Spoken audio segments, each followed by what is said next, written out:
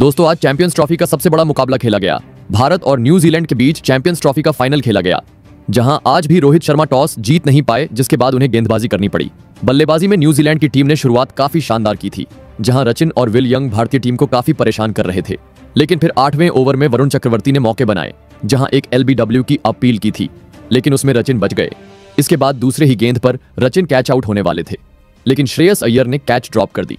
लेकिन उसी ओवर में वरुण ने विल यंग को 15 के स्कोर पर चलताकर भारत को पहली सफलता दिलाई। 10 ओवरों के बाद न्यूजीलैंड की टीम 69 पर एक विकेट थी, लेकिन 11वें ओवर की पहली गेंद पर कुलदीप ने इनफॉर्म बल्लेबाज रचिन रवींद्र के डंडे ही उखाड़ दिए। रचिन 37 के स्कोर पर चलते बने। कुलदीप ने इसके बाद 13वें ओवर में न्यूजीलैंड के सबसे बेस्ट बल्लेबाज केन विलियमसन को भी सिर्फ 11 रन पर पवेलियन का रास्ता दिखा दिया। 75 पर न्यूजीलैंड के 3 विकेट गिर चुके थे। 20 ओवरों के बाद न्यूजीलैंड 101 पर 3 विकेट थी। भारतीय स्पिनर्स न्यूजीलैंड की टीम को रन बनाने का कोई मौका ही नहीं दे रहे थे, और इसी दबाव के चलते जडेजा ने टॉम लेथम को 14 रन पर वापस भेज दिया। भारत के पास न्यूजीलैंड को जल्द ऑल आउट करने का अच्छा मौका था, लेकिन एक बार रोहित से कैच मिस हुआ तो वही अगले ओवर में गिल से कैच छूट गया। उसी की वजह से ग्लेन फिलिप्स और डेरल मिचेल के बीच अर्धशतकीय पार्टनरशिप बन चुकी थी। 40 ओवरों के बाद न्यूजीलैंड का स्कोर 5 विकेट पर 172 था, लेकिन इसी बीच डेरल मिचेल ने अपनी हाफ सेंचुरी पूरी कर ली। लेकिन फिर शामी ने मिचेल को 63 पर चलता कर दिया। सेंटनर भी 8 रन पर रन आउट हो गए, लेकिन फिर अंत में माइकल ब्रेसवेल की 53 रनों की पारी की वजह से न्यूजीलैंड की टीम अपने 50 ओवरों में 251 तक पहुंचने में सफल रही।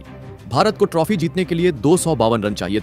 इसके बाद जब भारतीय टीम चेस करने उतरे, रोहित अलग ही मूड से उतरे थे। पहले ही गेंद से उन्होंने ठान लिया था कि आज वो भारत को जीता कर रहेंगे, और बल्लेबाजी भी ताबड़तोड़ अंदाज में कर रहे थे। लेकिन उसी बीच गिल को एक जीवन दान मिला, जहां उनका एक कैच ड्रॉप हो गया था। लेकिन रोहित आज रुकने का नाम नहीं ले रहे थे।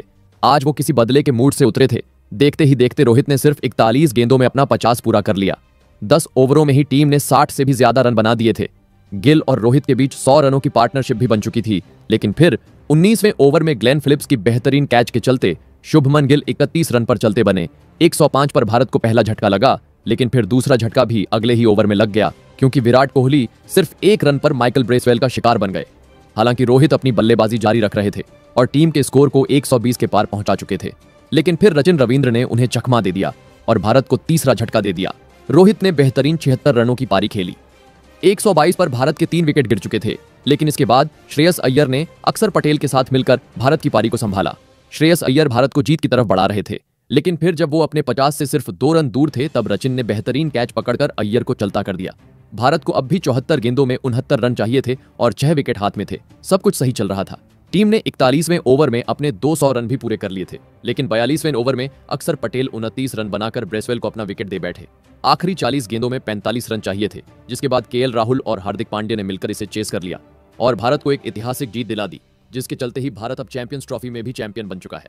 दोस्तों, आप भारत के इस चैंपियन बनने पर किसको हीरो मानते हो? कमेंट करके जरूर बताएं।